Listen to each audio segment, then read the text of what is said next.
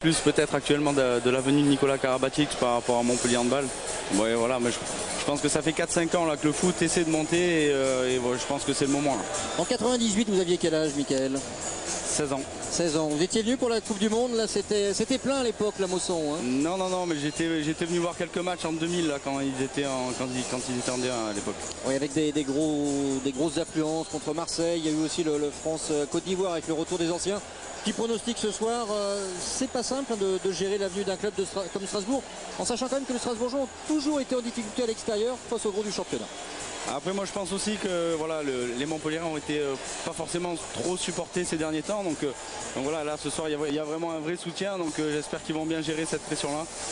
Après s'ils rentrent bien dans le match, moi je vois un 3-0 pour Montpellier. Très bien, ça tombe bien. Il y a Roland Courbis, l'entraîneur de Montpellier Football, qui est avec Guillaume. Merci Mickaël Guigou, bon match à vous et puis bonne fin de qualification pour l'Euro.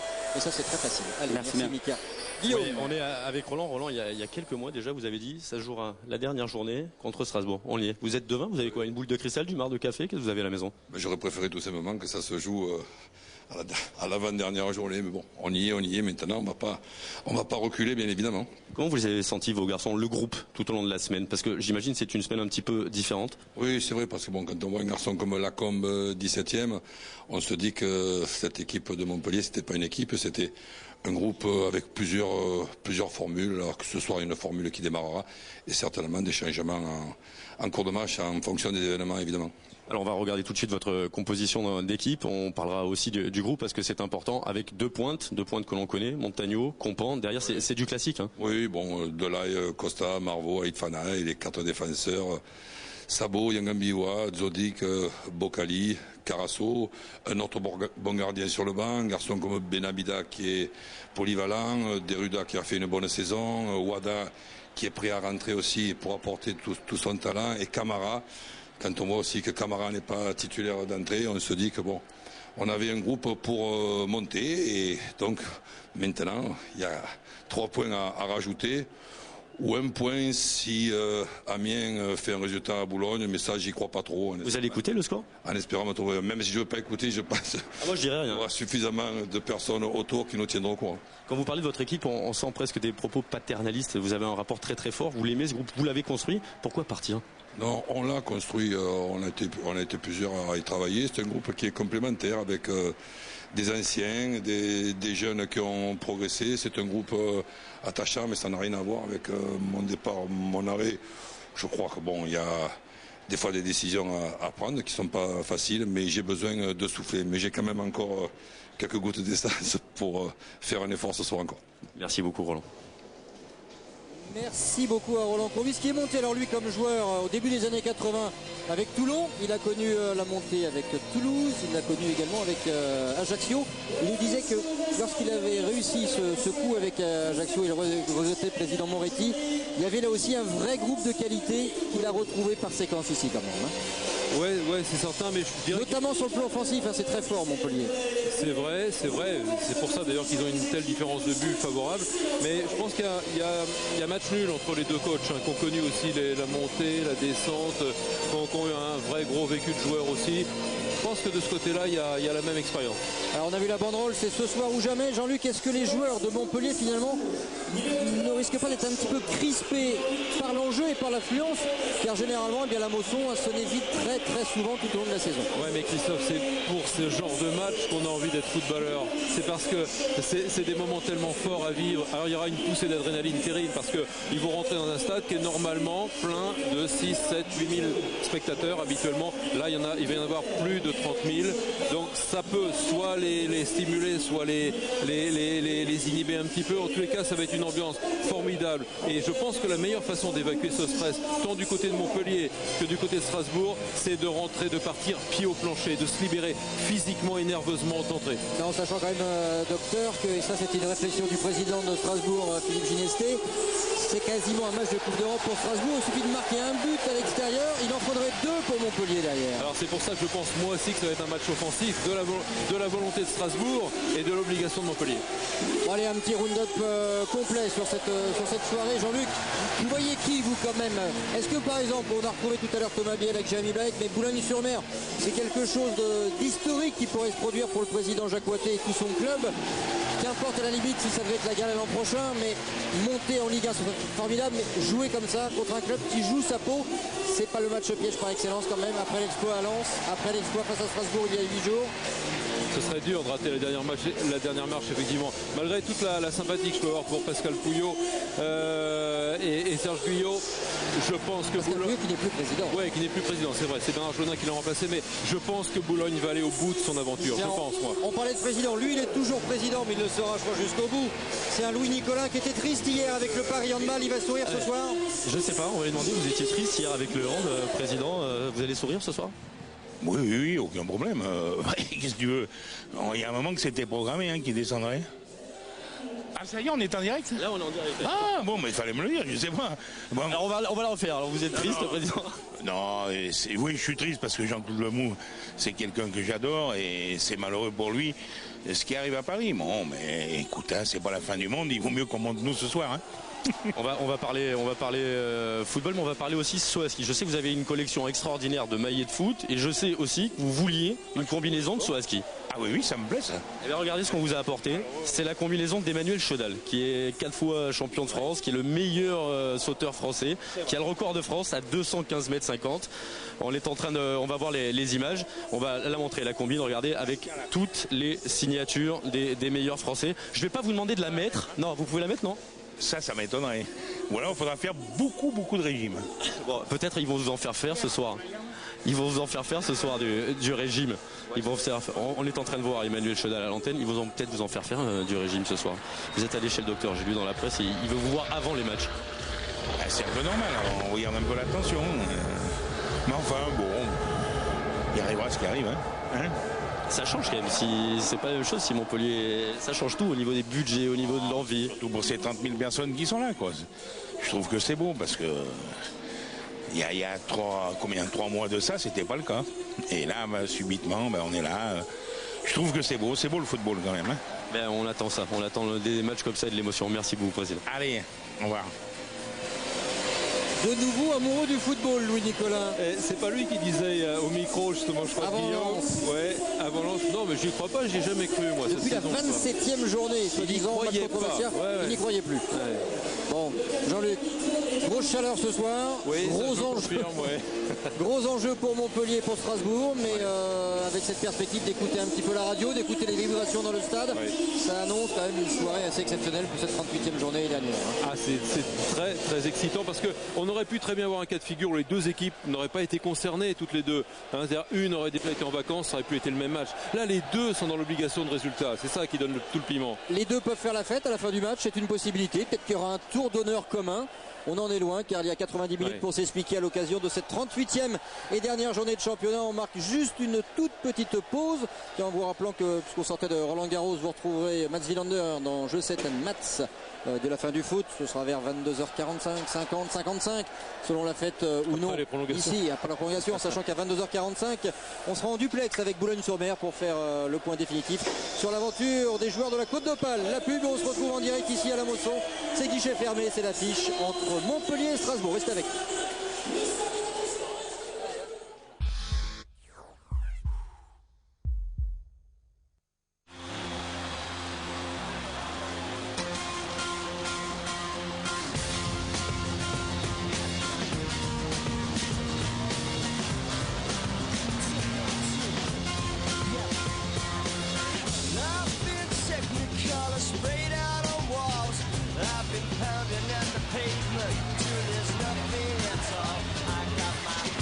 Le premier téléviseur LCD 200 Hz au monde. Bravia par Sony.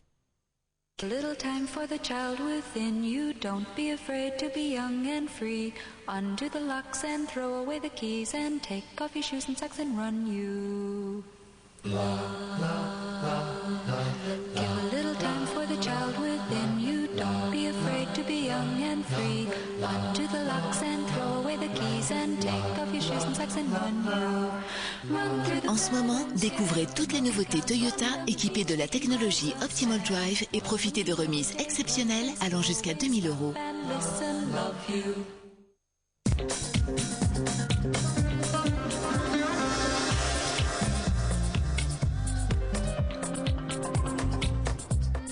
Culture, découverte, loisirs, aventure, ou même ne rien faire du tout. L'essentiel est en Israël. Israël, partez plus loin que prévu.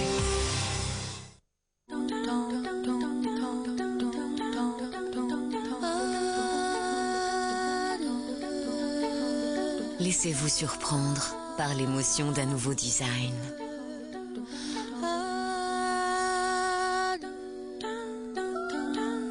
Ford Kuga TDCi tout équipé à partir de 24 990 €.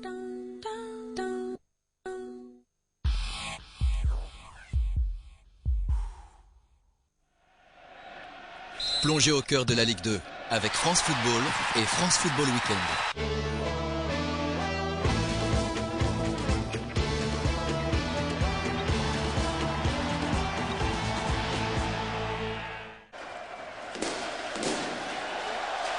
Les supporters de Lens et de Boulogne-sur-Mer avaient donné un formidable coup de projecteur sur la sportivité des spectateurs. On espère ce soir dans un stade à guichet fermé à la Mosson qu'il en sera de même pour ce Montpellier-Strasbourg, décisif pour la montée en Ligue 1.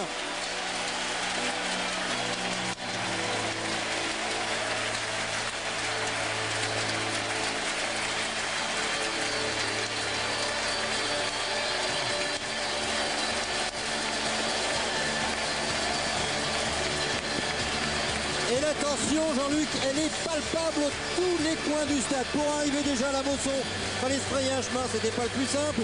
Dans tous les couloirs du stade, il y a de la tension. On disait est-ce que ça va le faire, pas le faire. Il y a quelques supporters strasbourgeois qui ont réussi à faire le déplacement. Ils sont à peu près un petit millier. Le reste en face, ce sont 30 000 Montpelliérains chauds bouillants qui sont arrivés très tôt au stade. On va redécouvrir la composition des deux formations. Ça me rappelle, Christophe, la Coupe du Monde 98, parce que Montpellier était un des stades choisis et retenus. Et il y avait cette ambiance-là tout le temps. Du côté de Montpellier, Roland Courbis a aligné une équipe qu'on attendait avec, vous l'avez vu, le duo Compan-Montagno. C'est le duo de l'équipe qui est la meilleure attaque du championnat. Et du côté du Racing Club de Strasbourg, alors que Stéphane Bré va diriger les débats et va procéder à un petit changement de terrain, ce qui fait que les Montpelliérains attaqueront, et ça Guillaume va nous le confirmer, en seconde période devant le COP, devant la butte. Oui, mais je pense que ce sont les Montpelliérains qui l'ont demandé. C'est une vieille tradition ici à la butte. Juste vous dire que c'est la troisième fois seulement qu'un match va se dérouler ici à guichet fermé. La première fois c'était en 2001, un match de championnat passé à Marseille. Et la deuxième fois c'était pas la Coupe du Monde, mais c'était le retour de Zizou ici, l'équipe de France face à la Côte d'Ivoire. Ce soir il y a 30 428 spectateurs. C'est le record d'affluence pour le Montpellier. Et on parlait que les Montpelliérains allaient attaquer en seconde période du côté de la butte. Mais il y a surtout Stéphane Cassard qui passera toute la seconde période avec les supporters les plus chauds de la Mosson. Et s'il y a des ballons compliqués à négocier, ce ne sera pas plus facile. C'est ça qui sera beaucoup moins confortable pour les Strasbourgeois. Et pour le gardien alsacien, vous avez vu que cette composition strasbourgeoise est sans surprise, que Chireni, Gargorov et Kébé sont blessés. Des petits fumigènes sur la pelouse qui vont retarder le début du match. Ouais, il y a quelqu'un d'autre qui va retarder le début du match. Il était à votre micro il y a quelques instants. C'est Bruno Carotti, célébré par son club, non pas toujours, parce qu'il en a fait d'autres. C'est marqué sur le maillot de sa fille. La petite Carla. Mais voilà, c'est un joueur qui a été fidèle à ses couleurs, qui est revenu ici, qui a beaucoup contribué à stabiliser aussi la défense montpelliéraine. Oui, bien sûr, c'est une énorme carrière, Bruno Carotti. C'est un type adorable sur le plan humain.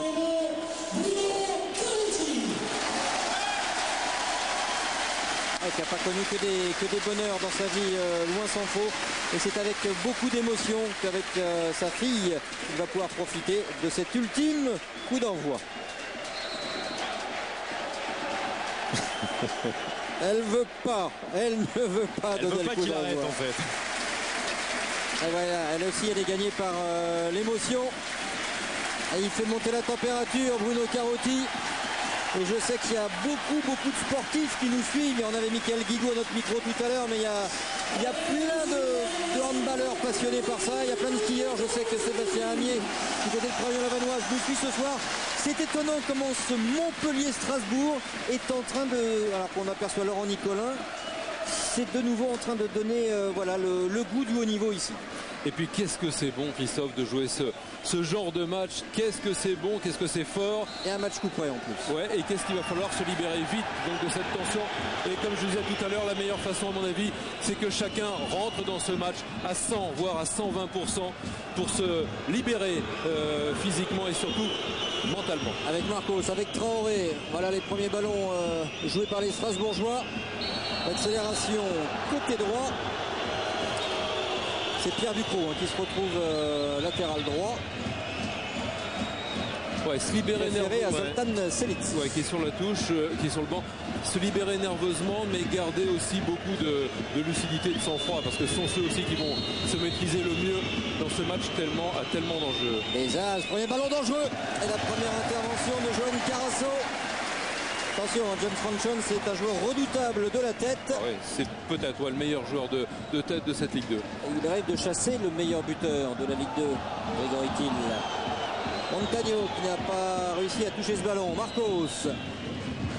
C'est très bien aussi que pour ce match qui sent la poudre, avec ce stade archi plein et cet enjeu, c'est très bien que ce soit un de nos tout meilleurs arbitres français qui officie, c'est-à-dire Stéphane Bray.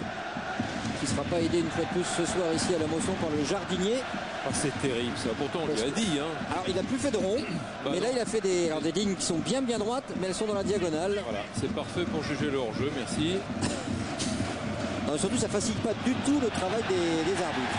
Delaï qui a pu décaler sur la gauche pour Montagno.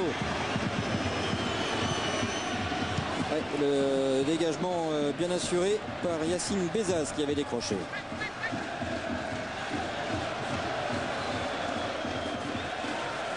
Marvaux, un des joueurs forts de cette fin de saison montpelliéraine. Ouais, qui était détendu, il a reçu quelques petits textos, mais bon, pas d'affolement particulier. D'ailleurs, Roland Courbis n'a pas voulu trop changer l'ordre des choses. Il y a eu la petite mise au vert classique, mais pas un stage commando de 2-3 jours. Des deux côtés, il y avait des sourires à l'arrivée sur la pelouse. Par contre, quand ils sont sortis pour aller au combat, ça y est, on a arrêté les sourires, les regards étaient fermés. Des deux côtés, les staffs attendaient les joueurs à la sortie de la porte et ça a été des grandes claques dans les mains. Ensuite, les deux staffs se sont tapés dans les mains. On sent qu'il y a quelque chose de très particulier ce soir. Avec le meilleur passeur du championnat, Tino Costa.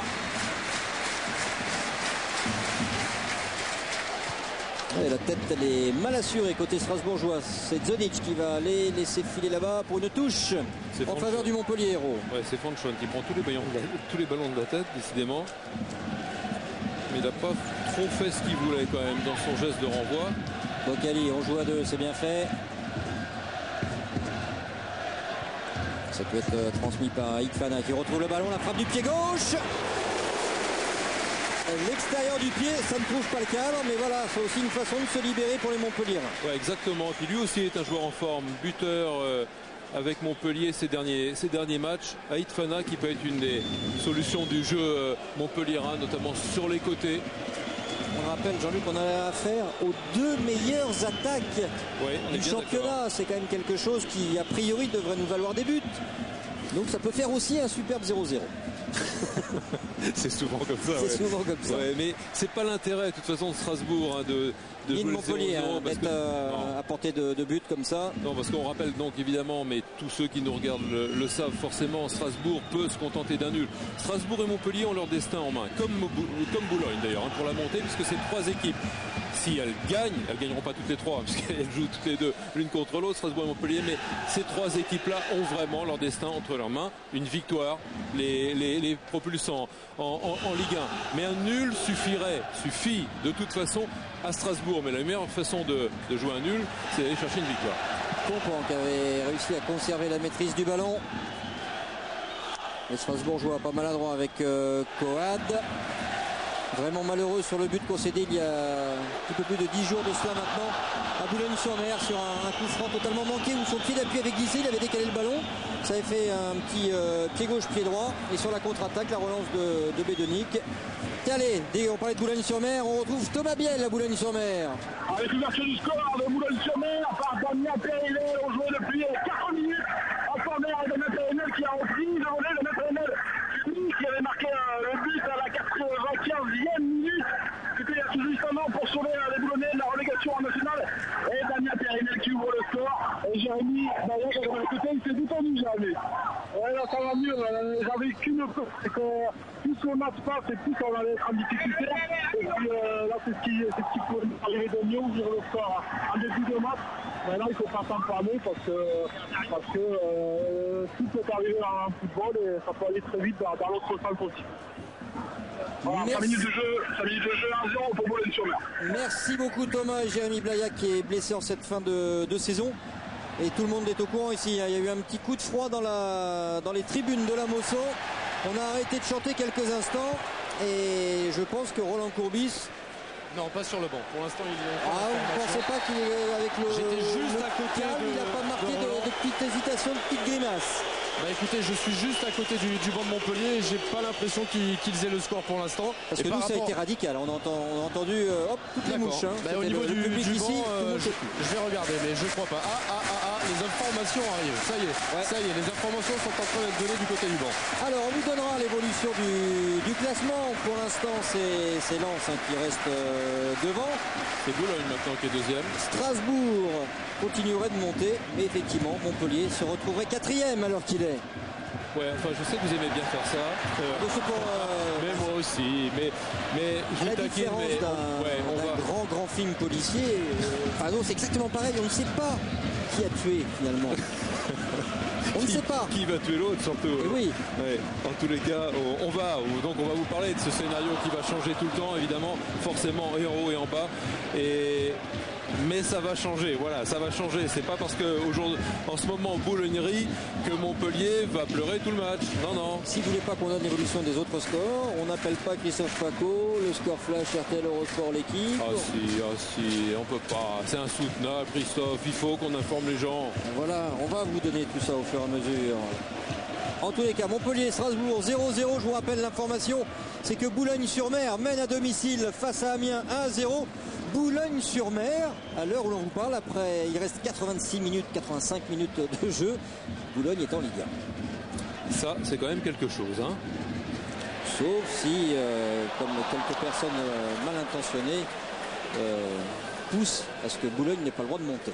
Ouais, ça a bien vraiment agacé les dirigeants des joueurs de la Côte d'Opale. Plus amusé, on va dire. Et agacé aussi. Et agacé un peu, ouais. Et Montpellier qui a du mal à se mettre en route quand même à domicile. Ouais. C'est plutôt Strasbourg qui a le monopole du ballon. Petit flottement effectivement sur le terrain parce que Strasbourg joue assez haut. Et Strasbourg surtout est bien solide, bien agressif au milieu de terrain, ce qui empêche un peu les Montpelliérains d'avancer, de construire de façon très, très convaincante. Et puis le public, il faut qu'il se rôde, il n'est pas venu en nombre comme ça de la saison. Stéphane Bray qui vient voir Pierre Ducrot. Victor Hugo Montagno, le Colombien, est resté au sol. Et ça change de toute façon toujours rien, encore une fois, pour Montpellier. Montpellier qui est dans l'obligation. Si, Montpellier au début du match, ne peut plus se contenter d'un match nul, Jean-Luc. Oui, mais.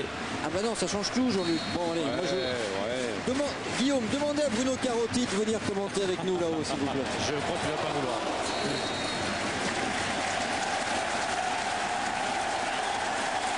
Allez, le public qui pousse à la Mosson avec ce corner à suivre. Enfin, moi j'étais dans le scénario de Boulogne qui gagnait, c'est pour ça. J'avais pas imaginé qu'il pouvait faire un match nul contre Amiens. J'imagine pas, c'est ça le truc. Voilà. Mais ça change tout, donc Montpellier doit gagner. Ouais, Montpellier doit gagner, effectivement. Ça c'est sûr. Ouais. Ocali avec Cassard des 2 points. Est-ce qu'il y aura frappe ou non à suivre? Difficile de passer pour... Oh la grosse faute! Oh la grosse faute de Marcos! Alors voilà, effectivement, quand je parlais de maîtriser ses nerfs, être lucide, c'est exactement ce qu'il ne faut pas faire, quoi. Marcos arrive dans son souci de défendre avec la cour, il offre une superbe occasion de centre au pied gauche de Costa. Se contenir dans ses interventions, être agressif mais rester à la limite pour pas offrir tellement de balles de but à Costa qui sait si bien les donner. On le retrouve Alberto Costa. Et un ballon bien dosé, la volée qui est manquée. C'est dur. Stéphane Bré avait sifflé. Ouais, c'est dur ce qu'a tenté Joris Marvaux parce que ah ouais, effectivement, ouais, il était parti un peu en train de reculer. Je pensais qu'il était plus facile pour lui de jouer de la tête. Je le pense toujours, mais bon, il a voulu se faire plaisir peut-être en tentant quelque chose de difficile. Il a glissé. C'est l'arbitre international qui avait sifflé une faute. Ouais, tête solide de Marvaux sur l'arrière du crâne de Marcos. Alors pour l'instant, côté Montpellierin, c'est Compan qui joue le plus en pointe avec... Voilà, c'est Compan qui a signalé en jeu. Lilian Compan qui est arrivé en cours de saison, qui a eu des petits pépins physiques, mais qui est très précieux. On l'a vu marquer quelques buts à l'arraché de la tête sur les fins de rencontre. C'est aussi ce qui permet à Montpellier de jouer sa montée ce soir. Oui, vous comprenez pourquoi. Là, on peut vous le dire qu'il y a hors-jeu parce que ça semble, ça l'est, assez évident. Mais vous comprenez avec ces lignes complètement farfelues en diagonale. Oh, l'erreur de la cour. Compliqué de passer sur le côté droit pour Delay qui était parvenu. Faute de la cour. Et Monsieur Bré qui va être obligé de sortir un carton à un moment ou un autre. Il est tout proche de le sortir. Il essaie de contenir un peu les joueurs qui débordent de nervosité et Strasbourg défend de plus en plus à la limite. Mais pour terminer ce que je disais sur la tonte de la pelouse, c'est compliqué de juger leur jeu pour les arbitres assistants, pour les joueurs, pour nous, pour aussi donner un avis. Et surtout pour les spectateurs, les spectateurs qui sont là aussi pour se faire une opinion et qui pourraient se la faire plus facilement. Attention, ça peut être une frappe directe avec Costa. C'est le cas, c'est sur le but. Il est là. L'ouverture du score pour Joris Marvaux qui n'avait pas mis un top tout à l'heure. Montpellier qui prend les commandes et Montpellier qui remonte sur le podium. La Mosson cratère en ébullition avec la tempête sans un crâne pour Romain Courbis. Amiens qui s'était piégé après 4 minutes de jeu ouvrait peut-être la voie, l'autoroute même de la Ligue 1 pour Boulogne-sur-Mer. Montpellier revient dans la course. Une merveille de ballon donné par Costa. Vous voyez pourquoi je l'ai dit tout à l'heure, ça aurait été mieux pour Marvaux de mettre la tête, non? Oh, elle est belle, celle-ci, elle est belle. Mais quelle merveille de ballon, c'est dans sa course, c'est dans son saut. Il a plus presque qu'à se mâcher le ballon, tellement ce ballon vient bien vers lui. Pour Cassard, c'est compliqué, ça arrive vite et c'est près de lui, mais suffisamment loin. C'est Strasbourg qui maintenant se retrouve au pied du podium. Lens est en train d'être accompagné par Montpellier et par Boulogne-sur-Mer en Ligue 1. Ouais, Christophe, on verra quand même aussi, on va revoir avec François parce que il y a eu la faute de la cour aussi qui était un peu inutile. Strasbourg donne des bâtons pour se faire battre quand même parce que vous rappeliez tout à l'heure qu'à Boulogne c'était Coad qui perd le ballon. Là c'est la cour, regardez, il a le ballon, la cour. Il pense que Pestlet va venir lui prendre. Non, incompréhension entre les deux. C'est un peu le même genre de but dans l'esprit. C'est sur cette action-là que Delay a récupéré le ballon, que la cour est obligée de... Et regardez à la loupe sur ce ralenti de François Lano. Il est tout seul, Joris Marvaux, énorme erreur de marquage. Alors on l'a dit, cette charnière n'a pas toujours donné des gages de sécurité. Jean-Marc Furlan a dû beaucoup changer avec les blessures. Il manque encore Arlington Cherini par exemple ce soir. Au niveau de la densité physique, c'est un vrai manque. Mais une fois de plus, Strasbourg montre ses lacunes face à un gros à l'extérieur. Strasbourg 9e défense avant le match justement. On parlait de match nul 0-0. Non, même l'entraîneur Jean-Marc Furlan disait je vois pas, il me surprendrait beaucoup mes joueurs s'ils n'encaissaient pas de but. Donc on sentait qu'il était dans un scénario offensif pour obliger à chaque fois qu'il marque un but, il oblige Montpellier à en mettre un de plus. Tiens, pour tout vous dire, Roland Courbis tout à l'heure quand on discutait avant le match, j'ai lu que Jean-Marc disait que ça allait prendre au moins un but. Et lui, avec un grand sourire, il m'a dit mais ils peuvent aussi en prendre 3.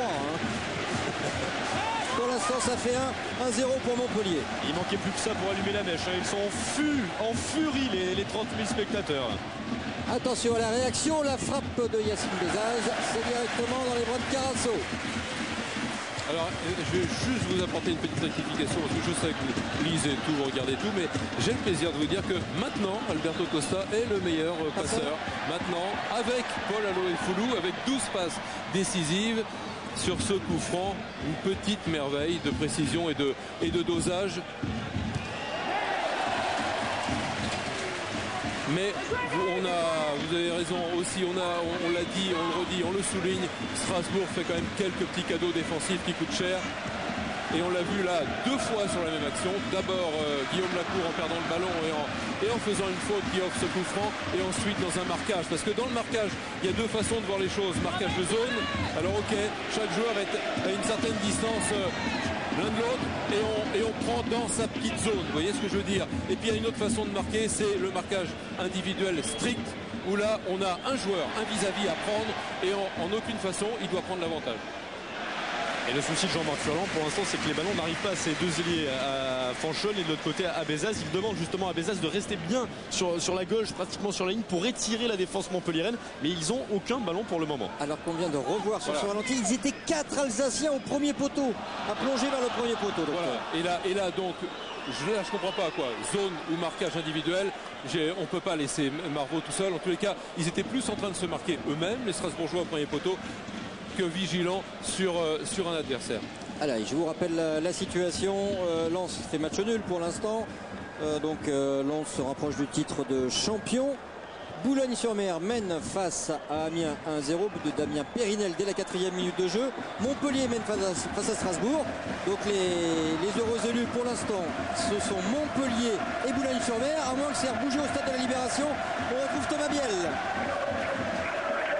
Avec le deuxième but de Boulogne-sur-Mer, Alexandre Cuvillier, l'ancien Rémois Alexandre Cuvillier qui inscrit son 6e but cette saison. Un quart d'heure de jeu, 2-0 pour Boulogne-sur-Mer. Il y avait une première alerte juste avant avec ce même Cuvillier qui avait profité d'une mésentente de Benoît Bavenu avec ses défenseurs. Et puis sur l'action qui a suivi, c'est justement ce même Alexandre Cuvillier qui vient doubler le score pour Boulogne-sur-Mer. 2-0 après 16 minutes. Et un Jérémy Blaillac qui a un grand sourire pour l'instant. Oui, pour l'instant, c'est sûr que c'est le scénario idéal pour nous. Je pense que c'est un début de match énorme. On met beaucoup de pression sur Amiens. On fait tout à la faute. Après, on vient de marquer le deuxième but. On peut penser qu'il peut nous mettre à l'abri, mais moi, je ne pense pas du tout. Je pense qu'il faut continuer à pousser. À pousser, pas forcément, mais au moins, on peut commencer à gérer le match. Là, l'objectif, c'est à partir de maintenant, je pense qu'il va pas falloir qu'on prenne de but et puis tout ira bien. Voilà l'expertise de Jérémy Blaillac, 2-0 pour Boulogne-sur-Mer après 17 minutes. Merci à Thomas Biel, à Jérémy Blaillac, nos envoyés plus que spéciaux sur ce Boulogne-sur-Mer Amiens. Alors, Strasbourg peut être encore en Ligue 1, mais pour cela, il faut soit marquer ici, ou surtout qu'éventuellement Boulogne ne batte pas Amiens. Mais regardez, pour l'instant, avec l'avantage de 2-0 réussi, ça va être très très compliqué de miser sur un faux pas boulonnais. Attention, Montagno, il y a faute encore sur Victor Hugo Montagno. Une fois de plus, c'est Marcos qui a du mal à défendre dans ce match. Qui défend, je dirais, comme un attaquant, c'est-à-dire maladroitement, qui se livre de façon trop impulsive et qui commet une faute énorme. Ils sont deux contre Montagno. Il n'y a pas encore de carton jaune quand même. Ouais, mais ça montre aussi toute la nervosité de Strasbourg qui commet des fautes vraiment à la limite. Il est sympa, Stéphane Brey, de pas avoir sorti encore les cartons, mais surtout bis repetita peut-être pour Costa qui encore une fois a une belle occasion. C'est la troisième, il en a eu 2. Il a déjà 50% d'efficacité. Il préfère ce côté-là. Alors le voici, le meilleur passeur du championnat de France, Tino Costa, qui est passé par le Racing, par Toulon, par le centre de formation au CR, qui a galéré beaucoup avant de s'établir dans la région à 7, puis maintenant à Montpellier, en Ligue 1 probablement l'an prochain, soit à Montpellier soit ailleurs. On le retrouve, Costa, c'est fort sur le but. Avec Tino Costa, passeur et buteur, c'est un magicien avec son pied gauche. Montpellier touche encore un petit peu plus le paradis. incroyable quand même ce qui se passe. C'est incroyable d'abord dans le stade parce que c'est de la folie. Parce qu'avec l'ouverture du score de Boulogne, il fallait que Montpellier marque. Ça fait 2 fois de suite, mais c'est incroyable aussi comment Strasbourg peut se mettre dans l'embarras. En défendant aussi mal. C'est pas possible. C'est vrai que ce coup franc, c'est une merveille. Il est marqué directement, mais il aurait pu être touché par 2 maillots rouges qui sont encore tout seuls. Il y a Boccali, je sais pas qui, j'ai pas vu. Derrière Boccali, c'est Montagno qui était à l'affût. Encore une fois, sur la faute, sur le marquage, ils étaient perdus, les Strasbourgeois, qui vraiment font tout pour perdre et leur nerf et le match en ce moment. Montpellier mène 2-0. Le banc héroltais a totalement exulté. On vous laisse savourer la ferveur ici à la Mosson. Alberto Costa, en tous les cas, qui est en train de contribuer plus que grandement au retour qui semble se dessiner quand même de l'équipe du président Louis Nicolin vers l'étage supérieur, à savoir la Ligue 1. Et Strasbourg qui est vraiment KO debout, Jean-Luc. Ouais, complètement. Et le banc est KO assis. Et qui rate son match exactement comme quasiment à chaque fois qu'il y a eu un match face à un gros à l'extérieur. Quasiment, puisqu'ils ont perdu à Angers 3-0, ils ont perdu 3-2 à Metz, ils ont perdu 4-1 à Lens, ils ont perdu 2-0 à Tours, 1-0 à Boulogne. Effectivement, ils coincent à chaque fois qu'ils jouent chez un rival direct pour la montée. Mais attention quand même, Zabo vient de concéder un corner qui ne s'imposait pas. Alors maintenant, le scénario, ils ont 2 buts maintenant. C'est un handicap de 2 buts pour revenir dans la course. Bon, il a failli y en avoir plus qu'un. Le sauvetage quasiment sur la ligne. Le ballon qui revient encore. Et c'est de nouveau dégagé. C'est Philippe Delahaye. Par 2 fois d'ailleurs.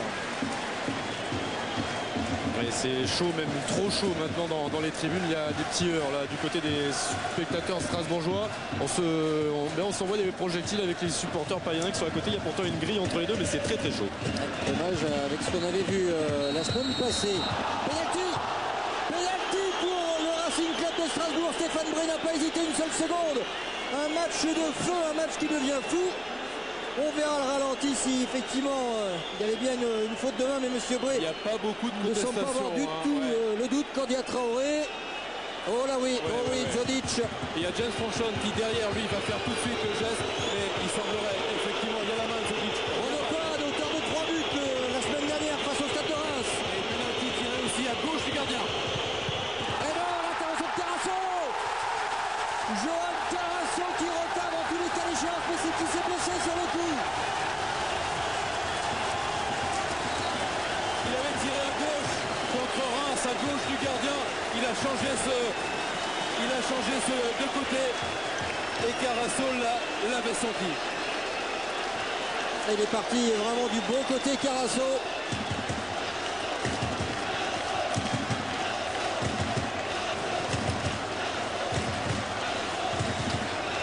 Il est blessé apparemment.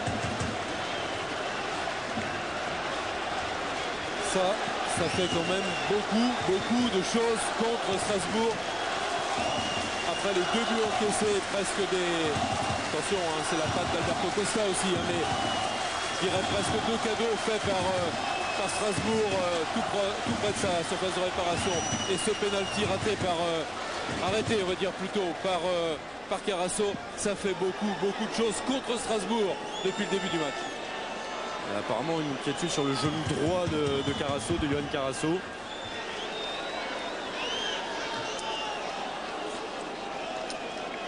Est-ce que c'est en se relevant? C'était assez étonnant la blessure de Johan Carasso. Il me fait penser un petit peu à celle de Gilles Simon tout à l'heure à Roland Garros. On ne sait pas trop ce qui s'est passé. Et il semble récupérer, mais avec un petit peu de difficulté, Johan Carasso.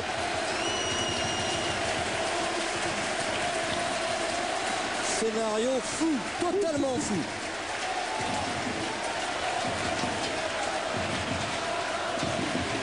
Il dit qu'il a mal, il dit qu'il a mal sur le côté du genou, extérieur du genou droit.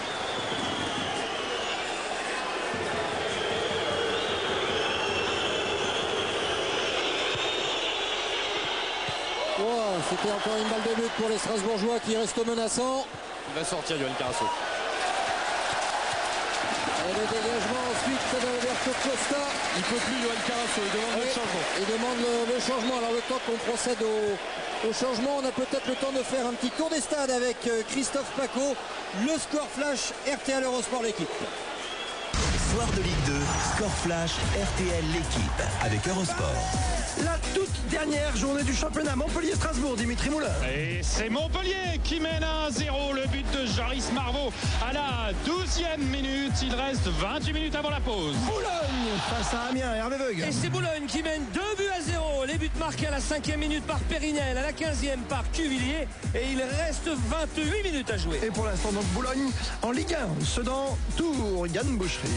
0-0, 28 minutes à jouer. Dijon de Valence, Frédéric Joly. 0-0, il reste 28 minutes à jouer avant la pause. Le bas de tableau, le score, le nom du buteur, le temps qu'il reste à jouer dans ce tour des stades. Châteauroux, Ajaccio, Christian Panvert. Châteauroux 0, Ajaccio 0, il reste 27 minutes à jouer en première période. Brest face à Nîmes, Thierry Lardeux. 0-0 à 27 minutes de la pause. Bastia devant 3, Philippe Jam. 0-0, il reste 28 minutes à jouer dans cette première période. Reims devant Angers, Cyprien Sini. Reims 0, Angers 0, 27 minutes à jouer. Metz face à Guingamp, Dimitri Ramelot. 0-0, il reste 27 minutes à jouer. Et enfin pour le plaisir, Vannes Clermont en Ligue 2, Philippe Audouin. 0-0 à 28 minutes de la mi-temps. Le national des scores à la mi-temps. Le deuxième but Montpellier. Dimitri Moulin. Le coup franc direct de Tino Costa, côté droit de la surface de réparation. Il va trouver la lucarne opposée. Montpellier mène 2-0. Merci Christophe Paco. Effectivement, Montpellier qui a doublé la mise et Montpellier qui a doublé son gardien. Ça tombe bien, Geoffrey Jourdain vient de prendre la place de Johan Carasso. Guillaume Digrazia dans quelques instants nous donnera toutes les infos sur la blessure du jeune international espoir. Tiens, alors qu'on annonçait pourquoi pas partant du côté de Lille en espérant que sa blessure ne soit pas trop grave et que ça ne remette pas trop de choses en cause. Pour l'instant, Strasbourg qui repart à l'attaque. Strasbourg qui a la tête sous l'eau. Strasbourg qui est mené. Boulogne qui mène aussi. Strasbourg qui doit marquer par 2 fois. Ou alors il faut qu'Amiens marque par 2 fois pour que Strasbourg puisse encore rêver à la Ligue. Ouais, exactement. Ouais. En tout cas, Geoffrey Jourdain va avoir un rôle important à jouer. C'est celui de rentrer dans ce match de folie alors qu'il s'attendait à... Il s'est échauffé il y a très très longtemps. Il s'attendait à le regarder du banc, à participer, mais du banc. Là, il va devenir acteur. Il devient acteur tout d'un coup. Il n'avait pas eu le temps de cogiter. Bon, ça dit, des matchs, il en a fait dans cette équipe avant que Carasso ne s'impose. Et il rentre avec un avantage quand même de 2 buts. Bon, Carasso qui s'était imposé à la faveur d'une blessure à la main de Jérémy Jourdain qui l'a longtemps handicapé. On va voir sur les prises de balles si ça va, en tout cas sur les frappes, s'il relâche pas trop. Et on a aperçu Roland Courbis juste devant vous, Guillaume, qui faisait signe à son gardien Geoffrey Jourdain. Profites-en quand le ballon est à l'opposé, échauffe-toi, mets-toi bien dans la partie. Et ensuite il a eu droit à un gros bisou sur le front de Roland Courbis avant de rentrer. Ah, ça rappelle Fabien Marthez et Laurent Blanc. Qui était Montpellier lui aussi. Qui Fabien Marthez? Non, Laurent Blanc, gardois. Mais on l'a vu à l'image. Oui, il est du côté d'Alès, Laurent. Qui lui va aussi vivre une drôle de soirée. On souhaite bonne chance à tous les acteurs de Ligue 1, beaucoup d'émotions, de spectacles, de respect surtout demain soir. Avec il y aura beaucoup de joie, il y aura aussi beaucoup de peine forcément aux 4 coins de la France, que ce soit ce soir avec la Ligue 2, le National aussi. On fera un point très précis avec des clubs fortement menacés, parce que pour ceux qui montent, on est débarrassé de tout suspense. Et puis demain, ce sera au tour de la Ligue 1. Ballon ressorti par Marcos, Jean-Alain Fanchon. Corner à Traoré qui a été devancé par Mapou Yangambiwa. Et le contre. Il a voulu aller trop vite. C'est Aït Fana qui était parti comme une flèche. Coad, une mauvaise inspiration. Sonné quand même les Alsaciens. Avec en plus ce pénalty manqué ou arrêté par Carasso. Steven Pellet qui avait fait le tour de Compan, donc qui avait complètement libéré une possibilité pour Lilian Compan de retrouver Montagno qui était intelligemment parti dans l'espace libéré. Un peu d'espace là justement pour Yacine Bezaz dans la profondeur. Pour Candia Traoré, il y a Fanchon en soutien. Ouf, il avait eu exactement l'inspiration qu'il fallait, surtout avec l'anticipation de Jourdain. Alors c'est bien joué, mais il n'a pas eu la même réussite que Yellen. Ouais, exact. Il n'y a pas de hors-jeu parce que avec Auxerre au parc. Exact. Ça traîne au centre. Mais après, il s'excentre un petit peu trop pour pouvoir la glisser premier poteau. Mais première alerte pour le gardien Montpellier qui a toujours pas touché le ballon. suis étonné d'ailleurs qu'il ne cherche pas à le solliciter davantage par le sauvetage sur la ligne. Rappelez-vous tout à l'heure sur un corner, la tête de Fanchon. Et celle de Sabot tout à l'heure. On avait dit Delahaye, mais c'est Sabot qui par deux fois avait sauvé. Autant lui rendre. Sinon Hélène ne va pas être contente, c'est ça Jean-Luc? Zodic qui a effleuré ce ballon. Corner à suivre. Jean-Marc Furlan est en train d'insister lourdement sur son chewing-gum qui passe un sale quart d'heure. Comme son équipe, hein, depuis le... Allez, il y a eu 5 bonnes minutes, on va dire, pour les Alsaciens. Et depuis, plus rien. C'est la soupe à la grimace. Et c'est probablement, en tous les cas, à l'heure qu'il est, une seconde saison consécutive en Ligue 2 qui se profilera en compagnie du FC Metz. Ouais, enfin, Christophe, ils ne peuvent pas capituler comme ça au bout de 20 minutes. Hein, les Alsaciens, même si tout est contre eux dans ce début de match, ils peuvent pas, ils n'ont pas le droit déjà, mais ils peuvent pas laisser filer le match comme ça après 23 minutes. C'est pas insurmontable de revenir de 0-2 à 2-2. Ça va être leur mission maintenant pour l'heure qui reste. Et on va voir aussi comment Montpellier va gérer, parce que à 0-0 c'était différent, hein. C'était il faut y aller, il faut marquer. Maintenant qu'ils ont l'avantage, maintenant qu'ils tiennent leur montée en Ligue 1, comment gérer tranquillement, sereinement cet avantage et ne pas courir après leur destin. Ils l'ont en main maintenant. Alors, regardez la détresse de Johan Carasso. C'est bien le genou, il y a eu une torsion, c'est difficile de faire un pronostic pour le moment, mais ce qui est sûr, c'est qu'il est bien sûr très triste d'avoir quitté ses coéquipiers. C'est pas forcément une blessure si elle s'avère grave à un bon moment. En fin de saison, il est très très convoité. On l'a évoqué tout à l'heure et on espère pour lui que ça va pas changer grand chose. Je pense qu'il est sur l'impulsion, hein, on ne peut pas affirmer, mais après quand il se relève, il a déjà mal parce qu'il se retient, il tient son genou tout de suite après. Je pense que c'est sur l'impulsion qui lui permet d'arrêter la frappe de Coates sur le pénalty. La prise d'appui. Fanchon pour ce coup franc en faveur du Racing Club de Strasbourg. Ouais, ça manque un petit peu de conviction au moment du centre, etc. Il faut que les Alsaciens montrent un autre visage pour essayer de contrecarrer les plans montpelliérains. Ils jouent haut déjà, il y a une réaction collective qui leur permet de jouer dans le camp montpelliérain. Montpellier qui subit, qui va pouvoir contrer avec Compan et surtout avec la vitesse de course de Montagno. Mais déjà c'est une première bonne réaction collective de la part de Strasbourg. Après il faut qu'il y ait des choses qui se passent individuellement, des joueurs qui dribblent, qui osent, qui tentent, qui essaient de mettre en difficulté ce bloc de Montpellier qui défend bien. Delahaye qui a jeté un coup d'œil à gauche, à droite, il y a Montagno, le voici.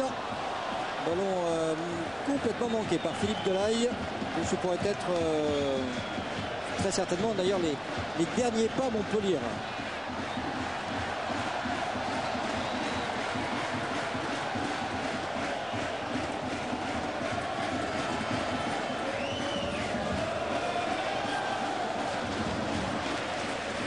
On a dépassé la demi-heure de jeu. 2-0 pour Montpellier. Ici à la Mosson, on allait dire devant son public. Non, devant son public retrouvé.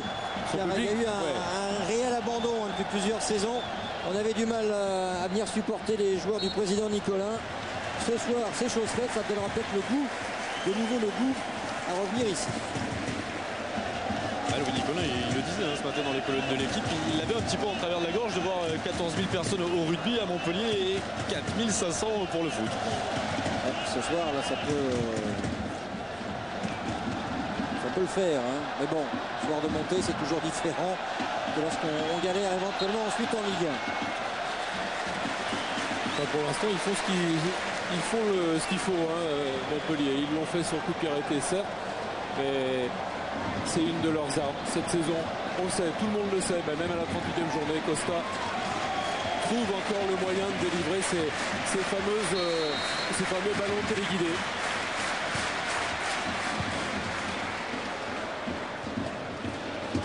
C'était un dégagement de James Fanchon et gros contact sur Marcos face à Delahaye.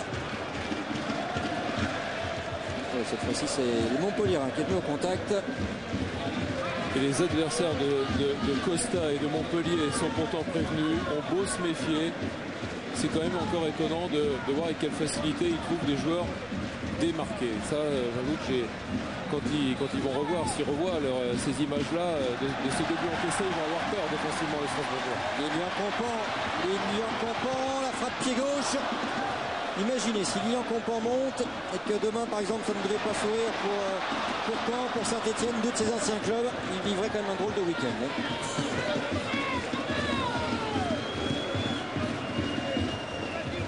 Il peut se passer aussi beaucoup de choses pour rejoindre la Ligue 2 l'an prochain. Le Havre et Nantes, a priori, même si mathématiquement ce n'est pas encore officiel, il faudra quand même 10 et 12 buts à peu près globalement. Il y aura le Havre, il y aura Nantes et après ça peut être Caen, ça peut être Saint-Etienne. Je vois pas pourquoi vous vous intéressez au bas du tableau de Ligue 1, tout ça, bizarre l'intérêt. Christophe Jameau, Eurosport. Allez, on va juste retrouver Thomas Biel, mais on va d'abord surveiller ce coup franc. Thomas, on vous prend dans les 20 secondes, car il y a une balle de réduction de score pour Jean-Alain Fanchon ici à la Mosson. Les sifflets pour encourager l'Alsacien. C'est pas lui qui a frappé finalement. Les As. Et c'était, les As. Oui, mais pas avec une énorme conviction. On retrouve Thomas Biel au stade de la Libération pour l'évolution du score à Amiens à Boulogne, entre Boulogne et Amiens. Thomas. Le penalty pour Boulogne-sur-Mer, le penalty tiré par Grégory Thiel, le poteau, le dos de Benoît Vélénu et Benoît Vélénu qui se saisit de ce ballon. Penalty manqué par Grégory Thiel, le public de la Libération qui fonde le nom de Grégory Thiel qui a raté ce tir au but et qui aurait pu inscrire son 18e but cette saison, toujours 2-0 pour Boulogne-sur-Mer. On a vu quand même une réaction des Aminois avec un étonnant et un tout percutant Fouad Kadir. Il a frappé le poteau de Jean-François Vélénic il y a 5 minutes.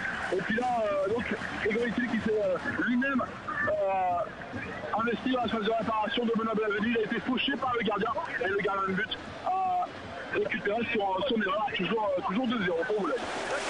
Merci Thomas Biel, vous voyez que ça reste chaud. On rappelle qu'Amiens est quand même très fortement menacé en cas de défaite. Ça pourrait quand même être le national à la clé pour les Picards. Ouais, enfin, il faut qu'il y ait un concours de circonstances quand même. Ça, toujours des contacts que Châteauroux gagne par exemple. Ajaccio. Tiens, on va faire le point, on va faire le tour des stades avec Christophe Paco, le score flash RTL Eurosport. Soir de Ligue 2, score flash RTL l'équipe avec Eurosport. La 38e et dernière journée du championnat de France de Ligue 2. Les scores, le nom des buteurs, le temps qu'il reste à jouer en première période. Montpellier-Strasbourg, tout d'abord, Dimitri Moulin. Montpellier mène 2-0. Le but de Marvaux à la 12e, celui de Costa, coup franc direct à la 19e. Et puis à signaler le penalty de Coat pour Strasbourg, repoussé par Carasso. Carasso sorti sur blessure. Il reste 14 minutes. Boulogne face à Amiens, et c'est Boulogne qui mène 2-0. Les buts marqués par Périnel à la 5e, Cuvillier à la 15e et il reste 14 minutes à jouer. Boulogne et Montpellier qui pour l'instant montent en Ligue 1 avec Lens, Sedan-Tours, Yann Boucherie. 0-0, 14 minutes à jouer. Dijon face au leader nordiste Frédéric Joly. 0-0 à 14 minutes de la pause. Attention, danger pour Nîmes 3 en Ligue 2 ce soir et pour éviter la relégation il va falloir se battre jusqu'au bout. Châteauroux-Ajaccio, Christian Panvert. Châteauroux 1, Ajaccio 1, c'est Châteauroux qui ouvre le score par Mulenga à la 24e et c'est André qui égalise à la 29e pour Ajaccio. Il reste en première période 13 minutes. Brest face à Nîmes, Thierry Lardeux. 0-0, il reste 12 minutes à jouer avant la pause. Bastia face à 3, Philippe Jam. Et c'est Bastia qui mène ici 1-0, un but de Cazerie à la 29e minute et il reste 13 minutes à jouer.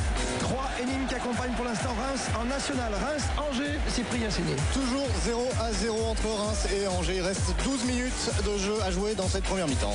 Metz-Guingamp, Dimitri Moulin. 0-0, il reste 13 minutes et Guingamp joue à 10.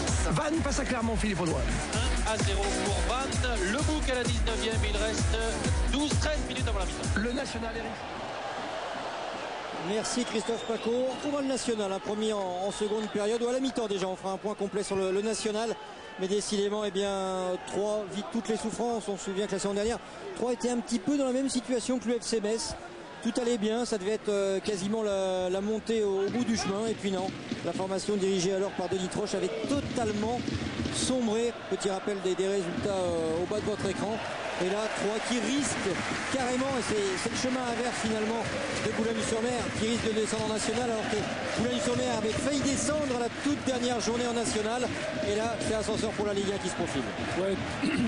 Troyes ne s'est jamais remis de cette fin de saison de l'an passé. Ça a fait des ravages, ça a ruiné leur début de saison. On pensait qu'ils avaient repris le dessus. Et puis non, ça n'a pas ruiné que le début de saison, ça a ruiné toute la saison.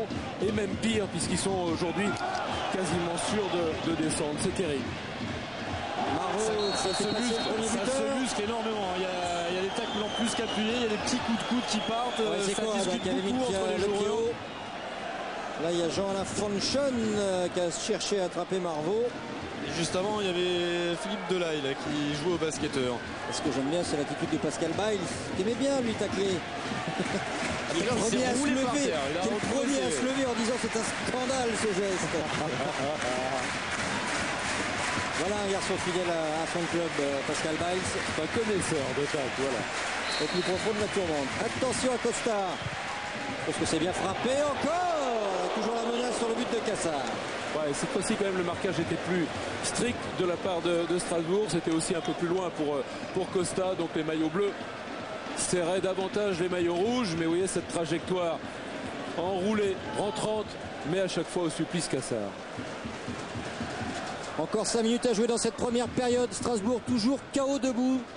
Il y a eu quand même cette vraie possibilité. C'est peut-être ça le tournant le plus capital au-delà des 2 buts montpelliérains. C'est quand même le pénalty tenté et manqué par Renaud Coad face à Johan Carasso qui était alors encore le gardien. Oui, pour l'instant c'est un des tournants, mais c'est surtout le tournant pour Strasbourg qui était 2 fois sonné par les 2 buts de Montpellier, mais c'est ce qui peut permettre. Montpellier, meilleure attaque, marque ici à la Mosson, c'était presque logique et attendu. Mais rater un pénalty alors que ça pouvait effectivement les ramener à un but, un tout petit but de Montpellier. C'est ça la mission de Strasbourg, c'est essayer de marquer vite pour se redonner beaucoup d'espoir avec un seul but en montée après. Marco, ça en fait de la surface de réparation. Fanshot, c'est appliqué. C'est bien fait, hein. C'est un bon mouvement. Ouais. Et un bon sauvetage de Nenad Zodic, qui a vraiment été un relais parfait de Bruno Carotti en tant que leader de défense. Qui fait une sacrée belle saison, effectivement. Et de là, bien joué, ça sur Montagno, qui s'est fait un petit peu prendre la cuisse. Roland Courbis n'a pas apprécié du tout. Et ça va sortir, il y aura corner.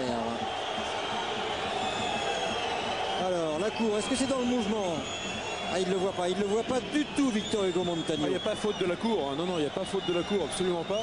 Mais il ne peut pas anticiper Montagno parce qu'effectivement, il ne le voit pas.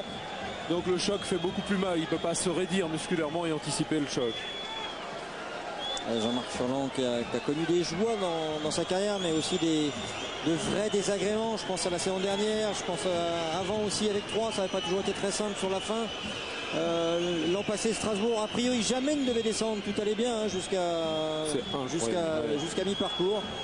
Et puis là, Strasbourg qui a quasiment été toujours sur le podium ou presque, est en train pour l'instant d'être éjecté de celui-ci et par Montpellier et par Boulogne-sur-Mer. Ouais, bien joué Jourdain, les points fermes. Il est très bien rentré dans le match, Geoffrey Jourdain. Et là, ça va filer derrière. À noter, c'est important aussi dans un match pareil, aussi tendu, avec autant d'accrochage, l'excellente prestation. Je ne veux pas lui porter la poisse, mais Stéphane Bré fait un match remarquable pour l'instant. Il a tout bon jusqu'à présent. Et les supporters Héroltais aussi ont tout bon. Il y aura 4 minutes de temps additionnel, un minimum consécutif, notamment la blessure de Johan Carasso. Et je peux vous dire qu'on vient de loin soutenir Montpellier ce soir, mais il y a eu des fidèles comme ça. Un petit salut amical, très amical à quelqu'un qui vient des gorges de la Jonde. Vous connaissez ça? Il y a les vautours là-bas. Il y a Gilles aux 12. Vous ne connaissez pas les 12? Mais c'est Fat Godard. Et vous connaissez les 12? Et ben c'est pareil. Voilà. Et bien ces gens-là, ils viennent soutenir. Il y a plein de gens comme ça qui veulent rester fidèles à ce club qui n'est pas comme les autres. On lui reproche par moment de ne pas grandir comme l'ont fait un club comme Le Mans par exemple, de se doter d'un outil plus moderne avec des vrais financiers autour du club. Ici, voilà, c'est Nicolas, hein, c'est la paillade, c'est autre chose, hein, Jean-Luc. C'est l'aventure qui recommence à nouveau.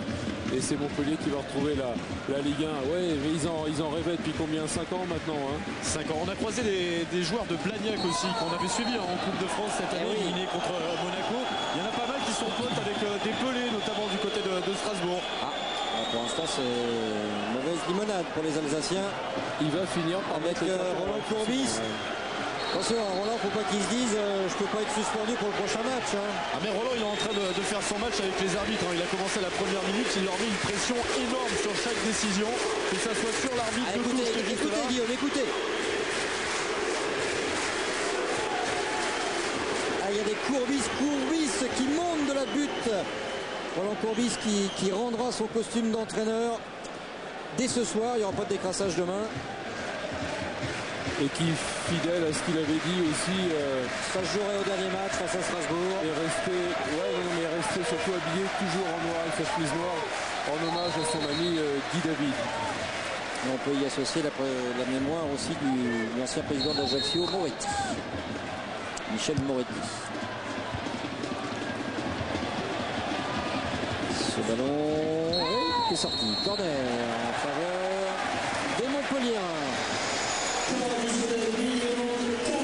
Pesley qui est en difficulté face à Gary Boccali. Costa va prendre tout son temps pour aller frapper. Mais franchement quand même il s'en sort bien. Encore une fois, juste pour terminer, parce que il a sifflé le pénalty pour il a vu la main de Zodic, il a sifflé alors qu'on est à Montpellier devant la butte. Il donne pas de carton parce qu'il tient bien les joueurs, hein, ça se passe bien. Il a varié, il a encore changé. Petit tirage dans la surface. Non, je veux dire, d'autres auraient déjà sorti plein de cartons. Il aurait pu effectivement sortir dans l'énervement aussi. Mais il sait à quel point c'est important, à quel point c'est dur de garder tous ses nerfs et de refouler toute son agressivité pour ces joueurs-là ce soir. Donc il les tient encore sans sortir de carton. Forcément que si ça continue comme ça, et même un petit peu au-delà, il va les mettre les cartons. Mais franchement, c'est bien. C'est dans l'esprit, c'est parfait, quoi. Et Guillaume, on est en train de perdre le docteur Jean-Luc Arribard. En tous les cas, sa voix, vous l'entendez au fur et à mesure, il est en train de muer le petit coquin. Qu'est-ce qui se passe? Je me suis rapproché de Bruno Carotti. On peut lui proposer quelque chose à Bruno Carotti.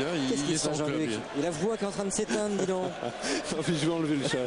Je vais le retirer à la mi-temps.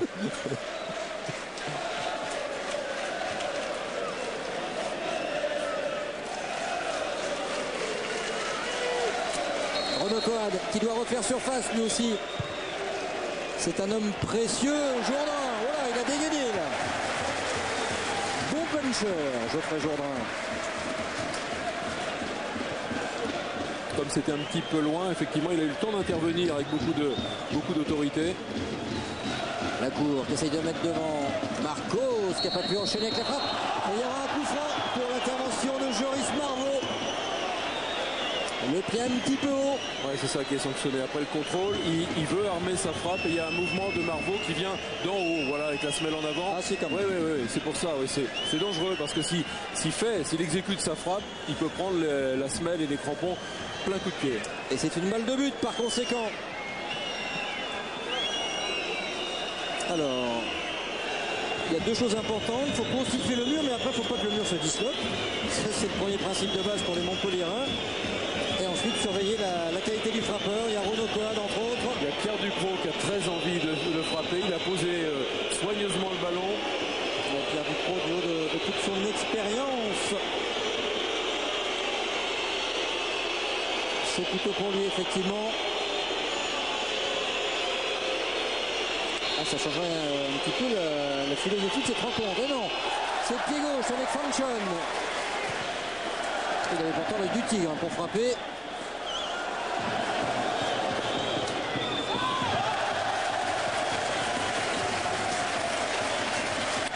Non, ça passe pas dans cette première mi-temps pour Strasbourg, ni sur coup franc, ni sur penalty. Et probablement que les Strasbourgeois et Jean-Marc Solon auront toujours 2 buts de retard à la mi-temps. Montpellier qui est toujours devant, qui s'apprête peut-être, pourquoi pas, à faire une énorme fête. Oh là, les boissons toute la nuit. Volaient en éclat là, sur le ballon renvoyé en touche. Alors peut-être qu'ils iront sur les plages, un petit coucou à un ancien pensionnaire du centre de formation de Metz. Voilà, c'est le petit Joseph Sidolic qui a été blessé, ligament croisé quand on est au centre de formation. Ce ballon sur Jourdain. La reprise de travail, c'est au fond. Et voilà Strasbourg qui se relance avec un ancien meilleur buteur de la Ligue 2, à savoir Candia Traoré. Et bien voilà, petit Joseph, il est costaud, hein, qui soutenait cette équipe de Montpellier ce soir à travers la télé. Et bien il va trembler car Montpellier vient de s'incliner sur ce coup-là. Yangambiwa mais pas un cadeau à Jourdain qui fait un arrêt remarquable parce qu'il est en train de reculer. Il réussit à la sortir avec l'aide de la barre et Candia Traoré va mettre un but qui est loin d'être facile. Voilà le raté de Yangambiwa et l'arrêt formidable en reculant de Jourdain. Formidable. Il aurait presque dû essayer de la mettre en corner. Non, il peut rien faire d'autre. Il est en train de reculer. Il peut pas. Il y a la barre. Mais derrière, il fait. Je pense pas, Christophe. En tous les cas, ça change complètement la physionomie de cette rencontre. Tout est encore possible pour Strasbourg qui a fait finalement maintenant la moitié du chemin. Encore un petit but et Strasbourg repasserait devant Montpellier. Qu'est-ce qu'on peut en dire des bêtises? Je venais de dire qu'ils allaient avoir probablement du but de retard. Eh ben non. Ouais, on aurait pu avoir Alberto Costa. Finalement, c'est Candia Traoré qui en interview. Candia, il change tout ce but. Ouais, c'est sûr qu'il change tout. Là, on a une deuxième mi-temps. Je pense qu'on va la jouer à fond parce qu'il n'y a rien à réfléchir. Là, on vient de revenir un peu au score. Et c'est que ça va être un match très difficile, comme vous le constatez. Mais je pense qu'on ne va rien lâcher parce qu'on n'a que 45 minutes de bonheur. Donc, je pense qu'on fera le maximum pour aller chercher la victoire ou au minimum le match nul. Est-ce que c'était le plus dur à faire finalement de marquer ce but et de revenir? Ouais, c'était le plus dur. Je pense qu'on est bien revenu avant la mi-temps. Donc je pense que la deuxième mi-temps, on va y pousser. Je pense qu'on y croit encore, tout le monde y croit. Je pense qu'on va jouer tout, on va tout. Parce qu'il reste 45 minutes, on ne peut pas faire 11 mois de travail gratuit comme ça. Donc je pense qu'on va aller jusqu'au bout pour chercher au moins le minimum le match nul. Merci Candia. C'est impressionnant comment ce but de Candia Traoré, rageur dans le temps additionnel, a totalement changé la donne. On va juste faire une petite pause dans quelques instants. Puis après, vous qui êtes supporters de vos équipes, et je pense au petit Jeannot de la culotte dorée, supporter du Racing Club de Lens, on vous donnera le score de Lens à Dijon qui apportera peut-être le titre de champion de Ligue 2 au sang et or. La réponse, c'est après la pub.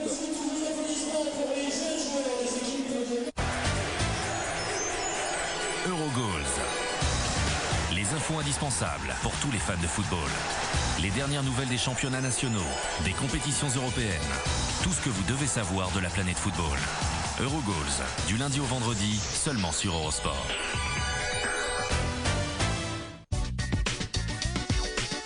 Avec le quotidien sportif, Aujourd'hui Sport.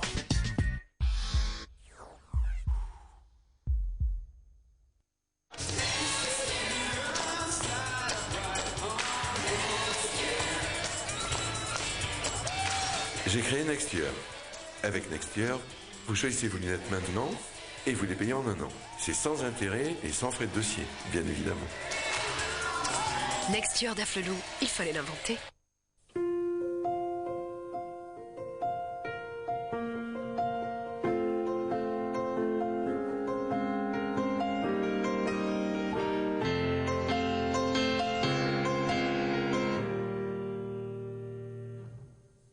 Nouvelle Renault Laguna DCI 110 Black Edition suréquipée à 20 600 €.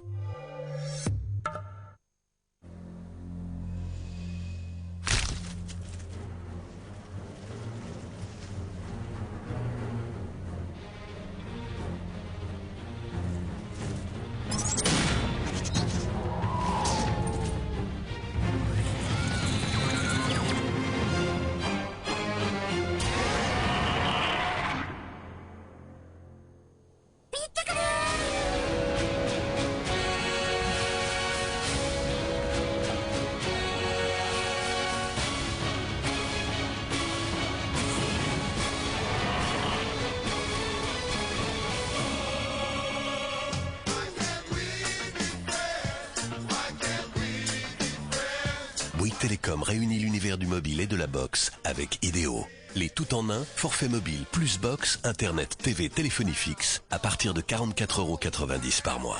À découvrir sur bouyguestelecom.fr.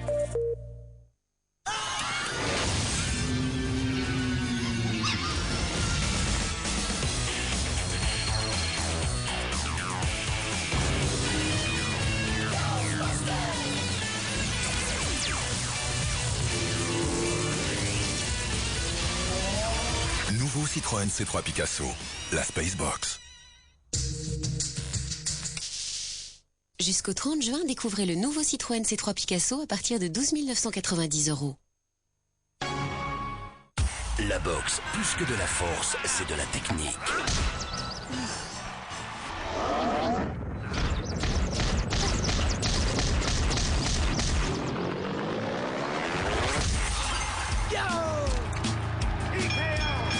Punch-Out sur Wii. Une fois que vous le maîtrisez, partagez-le. Un partout. À nous deux maintenant, champion. Je m'appelle Alexandre Astier et j'ai le pouvoir de ressusciter les morts. Alors attention, parce que je ne peux en ressusciter qu'un certain nombre. Pas en ressusciter... Voilà, ça par exemple, je peux pas. Et toi, à quoi tu joues? World of Warcraft. Essayez-le gratuitement sur warcraft.fr.